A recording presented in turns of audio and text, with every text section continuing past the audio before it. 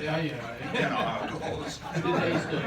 You know, I know ribs are in my future, and I don't want to screw it up. So, well, we want to help people focus on the good news of our faith, and so we're using the language of baseball, metaphors of baseball, to help us overcome the shame that we experience in everyday life. We started with embracing failure, that baseball is about progress, not perfection. Remember the ball with the little tiny circle, the sweet spot on a baseball? The hardest thing in all sports is to hit a round ball with a round bat. And if you did it successfully, 3 times out of 10, you'd probably make the Baseball Hall of Fame. You would have had twice as many failures, 7 failures, and you'd still get into the Baseball Hall of Fame. Babe Ruth, everybody knows Babe Ruth, home run king. He also led the majors 5 separate seasons in strikeouts. If you're not willing to strike out, you're probably not going to hit a whole lot of home runs.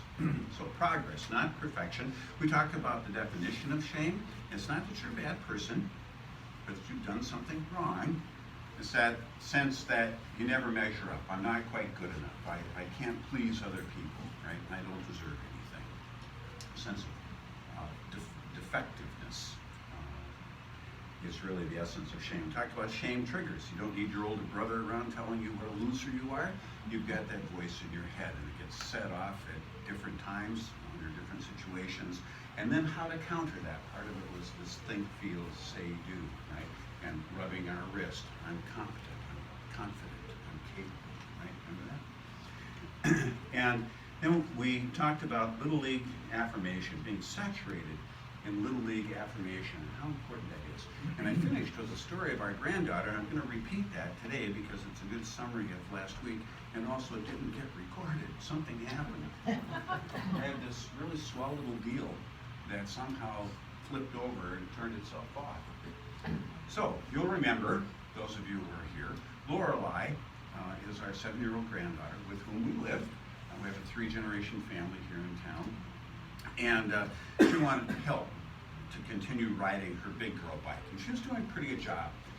Without training wheels, without the broomstick up the back, you know, the frame, not holding on to her, just, you know, kind of trotting along beside her. We have this driveway that's huge, flat area up on top, and then a really steep, long drive, okay? Going around, and then she gets going downhill. Oh dear God. You know, and I'm just waiting, right? Blood, tears, whatever. But she made it. And I got down there and she was kind of shaking, and I said, "Boo, you look scared." "Oh, very much so," she said. And I said, "How was it you made it all the way down here without crashing?" She's got her handlebars, and she's going, "Well, I'm coming down here," and I thought, "You know, I'm doing this." She said, "I'm okay. I got this." She looked up at me and said, "You say that all the time, Papa." That's an example of what happens when you are marinating in Little League affirmation. Because that little girl, don't you know, is going to face challenging situations in the future. She's going to face scary things in the future. But because she's saturated in Little League affirmation, she's going to do that with courage and aplomb. She will approach it with not in a spirit of timidity or fear, but peace and confidence. Okay? And then we gave some examples of what happens when you're marinating in shame and how destructive that is. And I had all kinds of examples from everyday life. So we're going to talk about opening day today. Opening day is hope revisited. Hope revisited. We're going to look at Genesis, and some of you, I know, had an opportunity to read the first chapter of Genesis. I won't put you on the spot. It's not on the test. I just thought it would be helpful for your own review. We're going to look at how religion can be such a building block of shame. This tulip theology, for example, sinners in the hand of an angry God, a lot of shooting on people. Remember when we had that? A lot of shooting going on. And how we can overcome that in our daily life, okay? My team beat your team in spring training. Your team won the World Series last year. My team did not. You're going to give me the argument that your team, it was the last game of spring training and all your regular players headed north for the season. The team that we played were all the guys destined for the minor leagues, blah, blah, blah. It doesn't matter. They had on your uniform and you won the World Series last year and my team beat your team. So with my syllogistic reasoning in place, I think we're going all the way this year. We can go to the World Series. Those two don't necessarily line up, but my brain goes there. And by the third inning, I realized this is going to be a long season. You know, we ain't going nowhere. And yet, I've got my score sheet in front of me, and I look at all the little lines and squares and everything, and I realize, you know, this is very unique. And I flip back a few pages and I look at how different that score sheet was, and then I think, man, of all the baseball games played in the history of baseball, there's never been another game like this. There'll never be another game like this. There she is.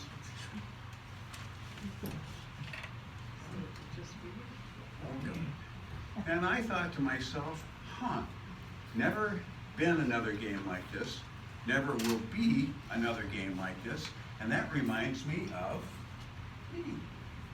Remember all the combinations of DNA that's possible in the history of the universe. There's never been another you. There'll never be another you ever again. Wow. So the presence of God is active in my life in strange and amazing ways, yes? Spring training. Well, opening day is a day of hope, however, no matter what the score is. And opening day in Minnesota, where I come from, opening day in Minnesota is very different from Tennessee. First of all, because winter in Minnesota is designed to kill you. You walk outside and there are gale force winds whipping glass-like shards of ice across your frozen cheeks. You're alive, barely, because of the layers of clothing designed to stave off instant death should you lose any of it. Opening day comes, after many months of this, people climb up and over snort. Y'all, you ever hear that? Snort, it's a combination of snow and dirt. It's the last stuff to melt, and sometime mid-June it ends up melting. It's ice and snow, it melts, freezes, melts, you know, and it's got dirt in it, hundreds of cigarette butts, couple of mittens, you know, stray mittens or two. But anyway, people climb up and over mounds of snort. They get into Target Field where they see green grass for the first time in months. Grown men burst into tears. Couples fall in love all over again. People see God. It's hope. It's new life. We made it. We survived. So it's different in Tennessee because winter is designed to be irritating. Right? It won't kill you. Boy, it's disgusting. You can't go outside in the winter in Tennessee unless it involves water and mud. Right? But opening day comes and it's a new life. The cosmos is reordered and there's hope for another year. To me, it's really an Easter experience, and it's no wonder to me that Easter falls during opening season. I think it was planned that way. It had to be. All right? Now there's order in the universe, which brings us, interestingly, to Genesis. Now there's a couple of words we need to go through. First of all, the word God in this passage is Elohim.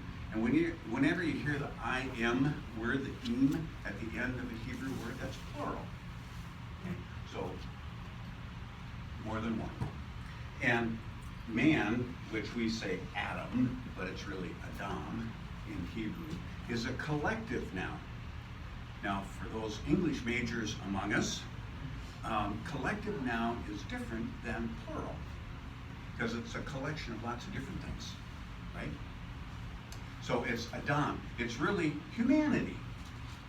And it's humanity made up of a bunch of stuff. And that's true, right? We're made up of iron and phosphorus and magnesium and calcium and copper and all kinds of stuff, right? We are earthy creatures, right? So we are Adam. Elohim, Adam. And by the way, Yahweh is an acronym. It's like NASA. That isn't God's name. It's an acronym. So it would be, well, in Hebrew, there's no present tense for the verb to be. You can't be anything. You were something. You will be something else. But you aren't are. Does that make sense? Makes sense, make your head go up and down. If I lost you, go, huh? Okay. There's no present tense for the verb to be. Isn't that interesting? So, Yahweh, this acronym, really means I am the one who will be the one who is becoming the one who will be. Okay? So, the most telling attribute of God is creativity. Always creating, always moving forward. Okay? That's the most telling attribute of God, not static. God's always moving forward. Make sense? Okay. All right. So, and one other thing. Don't you love this? I mean, I've had this for ages. Why don't you get a new one? Well, I kind of like this one. I've got it underlined and I've got stains on it. I can tell by smell where I am. Anyway, my grandmother said, you know, this first story of creation, and there's more than one, this first story of creation in the Bible is mythology. And she's expecting a response from me, so I go, okay. And she said, mythology is not untrue, just the opposite. It's so true, the only way we can talk about it is with a story. Do y'all remember Garrison Keillor, Prairie Home Companion? You ever hear that? He was once asked if those stories about Lake Wobegon are true. And he goes, well, actually, they're truer than true. And Sally and I grew up in Lake Wobegon, Minnesota. It's about as big as this room, half as many people. So they were truer than true. But anyway, she taught herself Hebrew so she could study the Old Testament. And she claimed not to be a theologian, but she loved scientific discovery. Just loved it. She said, oh boy, any new scientific discovery, she was all over it, you know, because God gave us a brain and isn't it fun to use it, you know? And she's an amazing woman. And she said, science can tell us what happened, but we need the story to tell us why and what it means. And I said to Graham, so why do you think we have this story? And she said, well, I don't know. My opinion is, I think God was lonely. I think God wanted to be in relationship with something alive. And even though every day of creation, all the plants, all the animals, all the birds, even the bugs, everything, it's all good. When people are on the scene, then it's very good. And we're in charge, she says. We're in charge. We're going to be held accountable for this. We are the responsible managers of all that God has given to us. This from this little bitty woman, 4 feet 11 inches tall, 97 pounds if she was wearing a hat. And she was just a dynamo. Anyway, Genesis. In the beginning, now I know you're going to say beginning, but really it's about baseball, isn't it? It has to be. In the beginning, God created the heavens and the earth. Now the earth was a formless void. There was darkness over the deep, and God's Spirit hovered over the water. God said, let there be light, and there was light. God saw that the light was good and divided light from darkness. God called the light day, and the darkness he called night. Evening came and morning came the first day. God said, let there be a vault in the waters to divide the waters in two, and so it was. God made the vault, and it divided the waters above the vault from the waters under the vault. God called the vault heaven. Evening came and morning came the second day.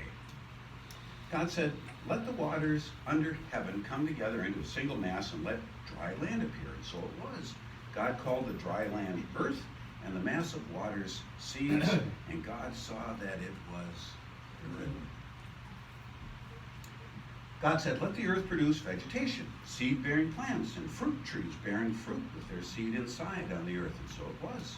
The earth produced vegetation, plants bearing seed in their several kinds, and trees bearing fruit with their seed inside their several kinds. God saw that it was good. Evening came and morning came the third day.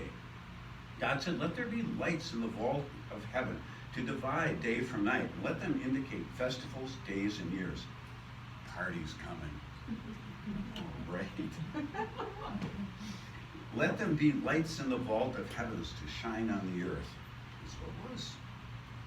God made the two great lights, the greater light to govern the day, the vault of heaven to shine on the earth, and the one at night to divide the light from darkness. God saw that it was good. Evening came and morning came the fourth day. God said, let the waters teem with living creatures, and let birds fly above the earth within the vault of heaven. And so it was. God created great sea serpents and every kind of living creature with which the waters teem, and every kind of winged creature. God saw that it was good. God blessed them, saying, be fruitful, multiply, and fill the waters of the seas, and let the birds multiply upon the earth. Evening came and morning came the fifth day. God said, let the earth produce every kind of living creature, cattle, reptiles, and every kind of wild beast. So it was. God made every kind of wild beast, every kind of cattle, and every kind of land reptile. God saw that it was good. God said, let us, plural, make man, Adam, humanity, in our own image, in the likeness of ourselves, and let them be masters of the fish of the sea, the birds of heaven, the cattle, all the wild beasts, and all the reptiles that crawl upon the earth. You're in charge. God created man, Adam, in the image of himself. In the image of God he created him. Male and female he created them. God blessed them, saying to them, be fruitful, multiply, fill the earth, and conquer it. Be masters of the fish of the sea, the birds of heaven, and all living animals on the earth. God said, see, I give you all the seed-bearing plants that are upon the whole earth, and all the trees with seed-bearing fruit.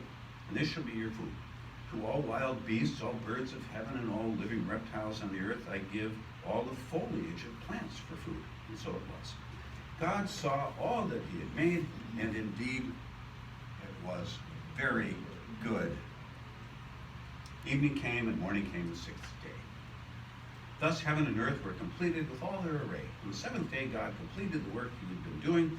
He rested on the seventh day after all the work he'd been doing. God blessed the seventh day and made it holy, made it set it apart, because on that day he had rested after all his work of creating. Such were the origins of heaven and earth when they were created. Wow. All right. That's mythology of how we got here. And science can tell us how, but we need the story to tell us why and what it means. What I hear from that, what I take away from that, and I would encourage you to hear as well, that all of created order is good, and people are very good. Also, we're responsible. We're the ones in charge. Okay? If there's to be accountability for how this whole thing works, it's on us. Okay? In the Navy, we had this expression, you've got the con. Meaning you've got control. You're in charge. So whatever happens, even if somebody hits your ship, you're responsible because you have the con. Okay? So it's all on us. The words you hear and the words spoken to you. Remember, we did this whole thing about big and little.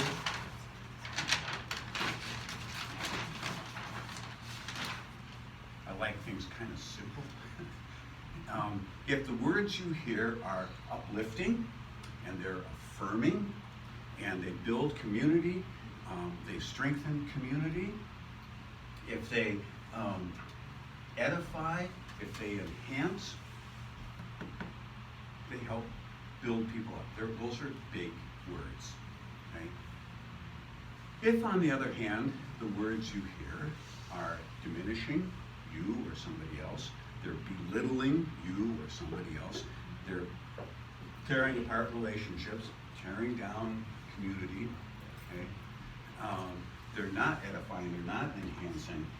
They set in motion a one up, one down thinking, then those are little words. We want to stay away from little words and attend to big words, use them, and I don't mean complicated words, I mean enhancing words, uplifting words, okay? And stay away from shaming words. So let me give you some examples of big words in Scripture. It's always good to use Scripture as a basis for your theology, even when you do theology of little big affirmation. John's Gospel, 10th chapter, 10th verse. Oh, here, we need another word study. There are 3 types of life that y'all have to go acquire. All right. 3 types of life. You what? 3 types of life? Real quick. Bios, that's our physical being, we get the word biology. Suche, mental health, where we get psychology. And Zoe, in all its different forms. That's probably best translated spiritual life. Stay tuned. Thanks. Jesus said, I have come so that they may have life, and this is a form of that Zoe, the spiritual life, okay? I have come so that they may have life, the spiritual life, and have it to the full. Have it to the full. Abundant life. Abundant life, the word for abundant here is so full that you can't contain it and you can't measure it. So what Jesus is saying, I've come so that you can have that kind of life, that kind of spiritual life with God that's so full, can't be measured, can't be contained. With me? Okay. John chapter 14, verse 27. Again, a little word study. Peace. That's shalom. Shalom is a greeting nowadays, but it's not the absence of violence, which of course it is, but it's really more the presence of justice. Okay, it's community. It's the building of community. It's respect for creation. It's a right ordering of the universe. It's what Genesis 1 is. That's shalom. When everything fits together the way it's supposed to. Okay? That's what shalom is. Jesus said, peace, shalom. I bequeath to you, excuse me, I bequeath to you my own peace I give you. A peace the world cannot give. This is my gift to you. Do not let your hearts be troubled or afraid. Okay? Don't let your hearts be troubled or afraid. That's when I'm not laying that down, so don't pick that up. Okay? I'm talking about peace. Peace that the world cannot give. All right? We had the story of the prodigal son, and we did the think, feel, say, do. Somebody over here said, hey, that reminds me of the prodigal son in Luke. Yeah, exactly. He started shooting on himself. He started with his own chain messaging, his own stinking thinking, and he goes home. Before he can get the story out, his dad says, don't want to hear about it, and has a big party. Puts a signet ring on his finger, meaning he can sign legal documents on behalf of his dad after he just split. Okay, that's I would say the prodigal father as much as the prodigal son, right? And last but not least, passage from Paul, his letter to the Ephesians. Bear with one another charitably in complete selflessness, gentleness, and patience. Do all you can to preserve the unity of the Spirit by the peace that binds you together. Okay? It reads well in Greek, not so well in this translation, but it also reads well in Southern. Let me do that for you. Do all y'all can to preserve the unity of the Spirit by the peace that binds all y'all together. Okay? Do what you can individually to preserve the peace, that shalom that binds you together. We're not talking about shaming words at all. We're not talking about belittling at all. We're talking about building up, affirming, strengthening, right?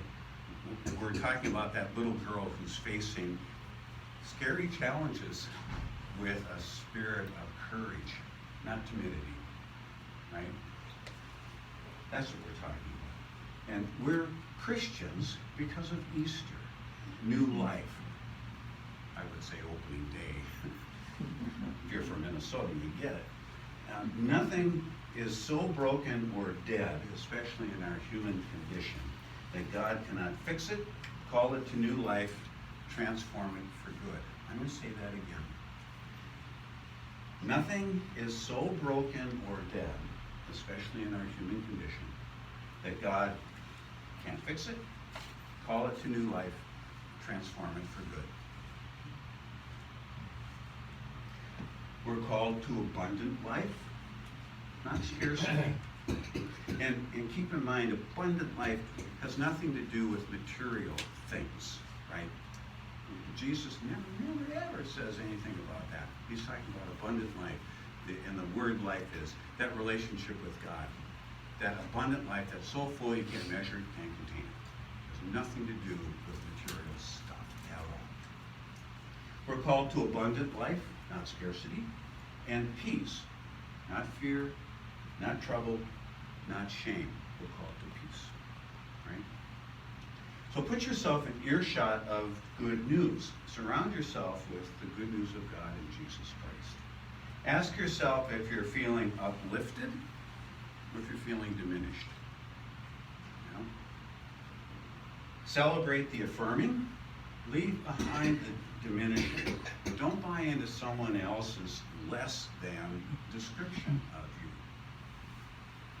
Now, this is where I'm reminded of my counseling days when I would see people for a variety of issues. Mostly I would work with folks who'd grown up in some sort of chemically dependent family system, right? But I would see people, dozens of people, who grew up in very, very strict religious families. And they had been so terribly wounded by that experience. They weren't hearing good news. They were saturating, marinating in shame. I'm not good enough. I don't measure up. Okay? I don't fit the ideal. Right? All those things that we listed before as the building blocks of shame. Okay? They were shooting on themselves, and God knows their church was shooting on them. They were not hearing good news, and it was devastating to them. They weren't living a life of abundancy. They weren't living a life of freedom and peace. They were burdened constantly with shame and not being good enough.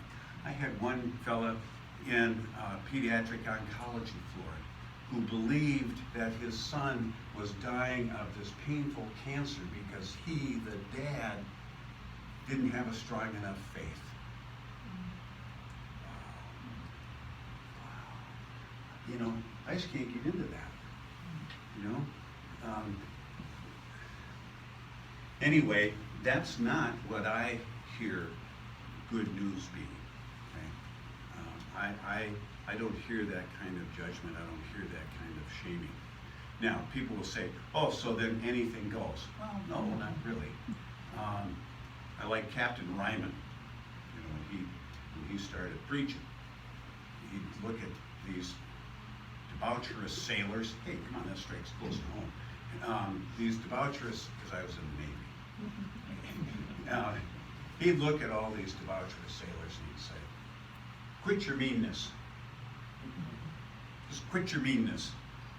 Well, that's pretty simple, isn't it? And he's right on. It's a judgment. It's an evaluation. It's a call to repentance. Stop. Turn around. Do something else. Quit your meanness. So there needs to be accountability. I'm all about accountability. And you know, who did that? Well, I did. Okay. What do you do to fix it? Right? Okay. Well, then fix it. There has to be that. But we don't have to tear people down.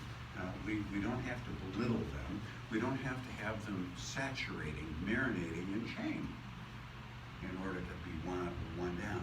Okay? That's not how I read Scripture. That's certainly not the image I get from Genesis or John or Paul's letters. So, I would say that you, being in Belle, Meade, UMC, are hearing good news. From what I know about you, I'm hearing good news. I'm hearing affirming words, strengthening words. I see the strength of your community and how it's acted out in Nashville and even beyond.